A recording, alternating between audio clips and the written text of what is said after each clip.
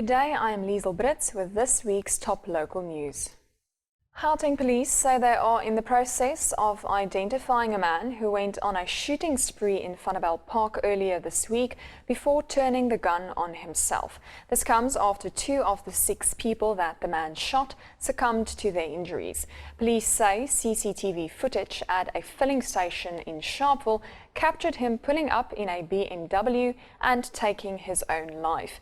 Netcare 911 spokesperson Sean Harps said at around 7 p.m. on Tuesday evening at the fast food outlet in Fermer Boulevard, an 18-year-old man was shot in the chest and rushed to hospital in a critical condition, while his 52-year-old father was shot in the abdomen, and a third man, believed to be in his 50s, was run over by the gunman and sustained moderate injuries. Harps said around 30 minutes later in Siemens Street, about 5 kilometers from the fast food outlet scene, the gunman allegedly shot a man believed to be in his 60s and known as Willem Kriel in the head.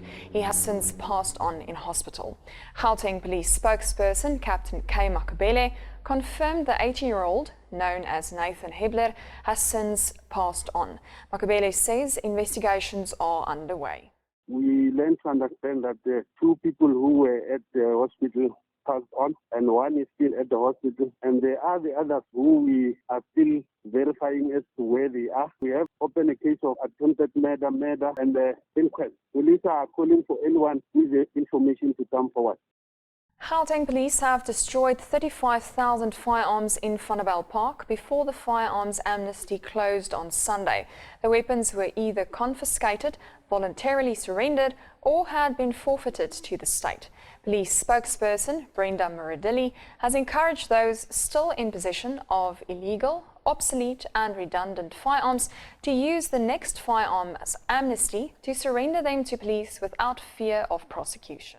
The rest of the firearms were confiscated by the police during intelligence-driven operations, routine stop and searches, and as a result of tip-offs that have been received from the community members that are committed to ridding their environment of illegal firearms. We are appealing to the public to report any knowledge of individuals in possession of unlicensed firearms to the SAPS Crime Stop number 08600 10111 or to send tip-offs on my SAPS app.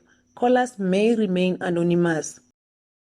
The embattled Emfuleni municipality based in Vanderbijlpark, which owes Eskom about 3 billion rand, is reportedly at risk of losing its license to distribute electricity.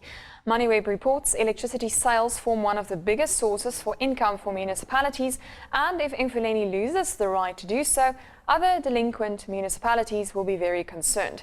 Energy regulator NERSA will host a public hearing more than a year after business formations from the Vaal areas, reliant on Emfuleni for power, asked it to urgently address Emfuleni's non-compliance with its license conditions.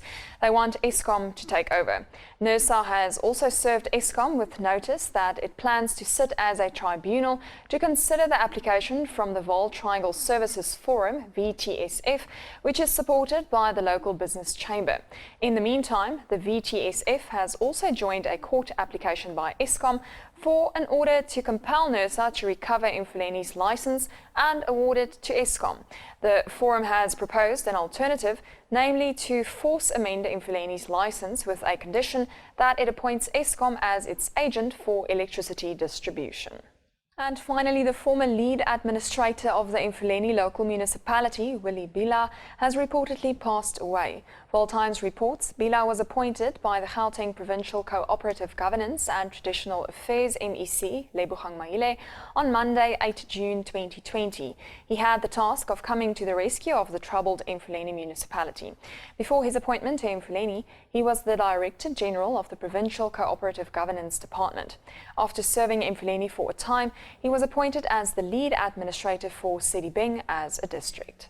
And this is the end of today's bulletin. Follow the news team on Twitter and Facebook at 90.6 FM News. Also subscribe to our 90.6 FM TV News YouTube channel for more.